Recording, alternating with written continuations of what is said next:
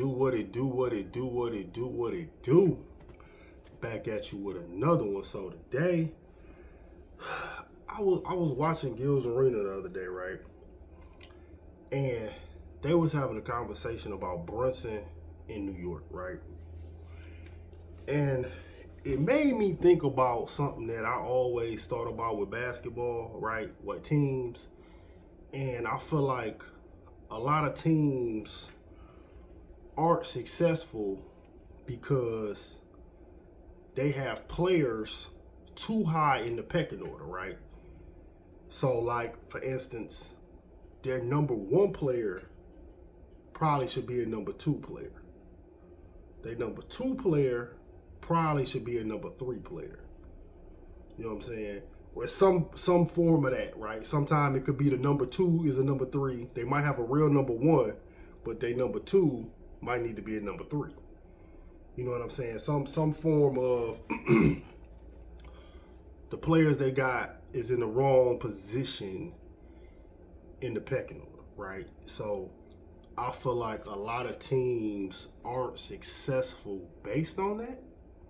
You know what I mean? Like, when you got players that's just a little too high in the pecking order, it's going to be very hard to win a championship with that as your number one guy just based on talent. Like, you know what I'm saying? Because every era has their, you know, got their LeBron, got their Kobe, got their Jordan, and then you got them people that's like right on their neck, like, ooh, you had one bad season, I might be the best in the league this year. You know what I'm saying? Like, so if you not at least the one on their neck, you know what I'm saying, it's going to be tough to put that team together right to beat that number one guy if he already got a competitive team that's a championship contender. So I'm going to let y'all hear what they said on Gil's Arena, and then I'm going to give a few examples of some players that was too high in the pecking order. So I'll be right back. But for me to go over the top and put myself in Eastern Conference Finals or even a championship, he can't be my best player. Talent-wise, I get what you're saying. On paper-wise, I get what you're saying, but I'm looking past that. I'm looking past it 3 years. These guys, I'm talking about as far as 2 years from now, Randall's going to probably be off that team. Like, you're going to break the team up. I'm saying as far as the way that they compete. Cool. When they have chances to win, it goes beyond just the talent that you put on paper and you say, all right, Boston versus New York, we know Boston is way more talented. They should win, right? But when we talk about dogs and we talk about shootouts, it's going to be a shootout where both teams got a chance to really outshoot each other, outdog each other. It's about really who wants it more at that point. My toughest player is 6'1". And other team best players. Allen Iverson was 16. Allen Iverson was the toughest guy on his team. He took him to the place. He took him to the place. And I know you're not comparing. I'm just saying he's a height.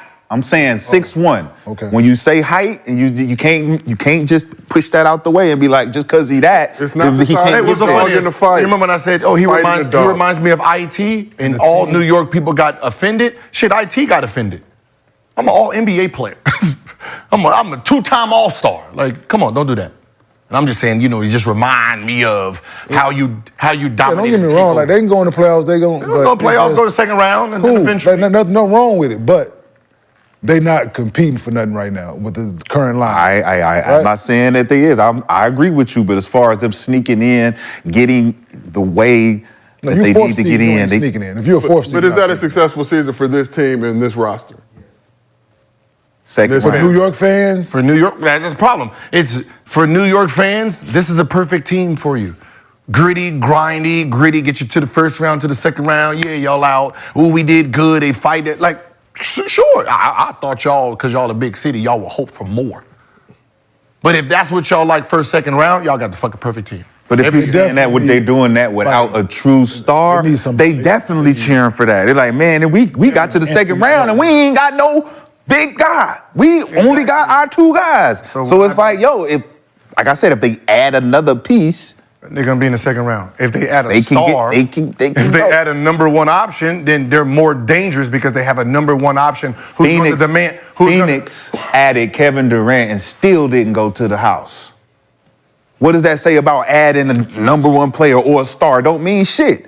Especially if your star don't take you to the fucking chip. It don't take you there. So it really don't mean nothing in my sense. When you say, oh, we got Kevin Durant, we should go all the way to the place. You didn't? Who they lose to in the second round last year? Who? The Suns? No, New York. Miami. Spirited Heat. Hey, can someone ask me, or can And they were somebody- 8 Huh? They were. It was an AC, right? So New York was favorite, and they lost to a better second option than Jimmy Butler. So Jimmy is the second option, where he's looking for that number one option that can come in and relieve. Jimmy was the second option. Who? Jimmy's the second. Jimmy's the second option. Jimmy's a dog, but Jimmy Jimmy's don't a- want to. Like Jimmy he- shows up in the fourth quarter. We know that, but we fourth can't option. say that he's still not the number one option. He's not. Where is he at when he played with Embiid? Tyler Hero takes more shots than Jimmy Butler. Yeah. Tyler Hero takes more shots. Right? He's trying to find someone that can. Did you just hear what I just said? No, I get no. Tyler Hero takes more shots. But he's taking more shots because Jimmy don't He's not. want to take the He's shots. the So second therefore- option. I'm the number one option, but I don't want to shoot the ball. That don't Right. sound. That I doesn't- don't. But that's what that Miami That's did. when- That's what Miami we- shit for Jimmy. That's what we call an oxymoron. That's why I went to fucking Boston with my team. I said, look, I can't handle Jimmy not wanting to be number one. That's why when he was with Embiid, that's why Embiid was still hurting. Like, dawg, this is the perfect motherfucker I needed with me, right? Him, right? This is my Scottie Pippen who has fourth quarter Hero traits, and Bam. right? I have fourth quarter traits. So what happened is, and I guarantee you in that series, Brunson played very well. I'm pretty sure, right? Because he's the type of player because he has nobody with him, right? How did Brunson do? We gotta think the point you're making, that's not a knock to Brunson to say that. No. Yeah. Just like it's not a knock to Jimmy Butler. Just like it wasn't a knock to Kevin Garnett. hell of a basketball player. Right? When he went to Boston, guess what he was? What was he? A one-time champion. No. What was he? What option was he when he went to Boston? 3. Okay. So if I said Kevin Garnett is an option 3 on the championship, I hope nobody will get offended. Nobody should. Nobody will get offended. So he's a number one option. He goes there and he realizes, okay, I got him. I can go ahead and be. That's when Brunson win his championship. Trust me, sir, he will not be the number one option. He won't. When he wins, and I can say because he's a win, he would not be the number one option because if he is your number one option, him is your number one option, what is he going up against? Because remember, he's not even, what guard is he in the NBA right now? Right, y'all heard that, right? So, I agree with Gil pretty much 100%, but I see what McCants is saying. You know what I'm saying? Like, heart over talent. You know what I'm saying? But that's like, talent normally went out because most people who, it's rare you have somebody that's like that talented that don't have no heart. Like, you gotta kind of have one to get to the other plateau like that. Like, to be like the man, you gotta have like heart for them. You know what I'm saying? Like, you don't really get that for real because it's like you gotta have that certain level of kind of arrogant asshole just to be that guy for real. So yeah, you might not have it relative to somebody else who got it, like competitiveness, right? Like, you might not be as competitive as Kobe or Mike, but you still competitive, right? You ain't like insane competitive. You might not be that, but you still competitive, right? So, but what McCants, I think, was trying to say was like, I take the dude who got just heart, like just the dog. Like, sometimes the person with the biggest heart, not the most talented player on the floor. You know what I'm saying? He not the one that got the, all the physical gifts and all of that. Because some players just go off of it. I mean, look how many players in the NBA got physical gifts but not stars. You know what I'm saying? They all don't have that it factor. So I see both of their points. But as far as like a few teams that had like players too high in the pecking order was like, I remember when the Pistons had Jerry Stackhouse as their number one guy, right? And this was after Grant Hill. This either was when Grant Hill was hurt with the ankle injury, or he was already gone when he had moved to Orlando. I don't remember exactly, but yeah, Jerry Stackhouse was not a number one guy. Like, he was solid, he was a good player, but he couldn't be your best player on a competitive, like on a championship quality team. You know what I'm saying? Like, even though the Pistons wasn't a championship quality team, but he wasn't gonna be your best player. Like, no. I remember vividly, right? This is why I use this him as an example. Somebody can look this up. They was playing Boston, right? This is not the Big Three Boston. This is like Paul Pierce with Antoine Walker Boston, right? This is for my old heads, right? In the playoffs, Jerry Stackhouse had 4 points in a playoff game. 4 points, right? But see, in that era, they didn't make it like, that would be like, you do that in that era, that'd just be the last time you the number one guy. Like, they'll look at you like, nope, not no more. They ain't make all these excuses for people like they do now. They didn't, you know what I'm saying? The media it wasn't even like the media would dog you. It'd just be like, what's understood ain't got to be said, you ain't the number one guy no more. And that was that. Like, I don't think he's ever number one guy in the league again after that, because he wasn't the number one guy. You know what I'm saying? So that's example number one. Example number two is Joe Johnson with the Atlanta Hawks, right? Now, I love Joe Johnson game, right? Nice. You know what I'm saying? Skill, can shoot, post game, midi, 3-ball, off the dribble. You know what I'm saying? Had some sauce with him, you know what I'm saying? He had all that. But in that era he was in, he couldn't have been your number one guy. He could have been the number two. I think he could have been the number two on a championship team constructed right. But he couldn't be a number one. Because you know who else was in that era?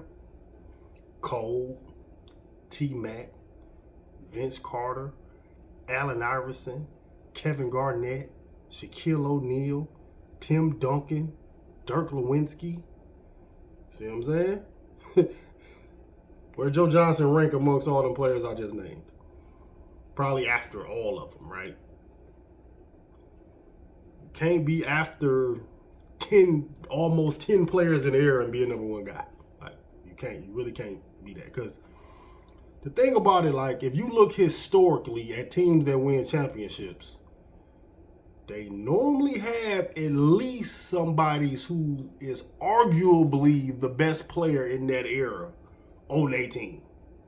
Arguably. Like, somebody think they the best. Because when it's going on, it's being proven. So it's no surefire best player yet. So we trying to figure it out. So what they do in the era is what's going to decide who the best in the era. So when you look at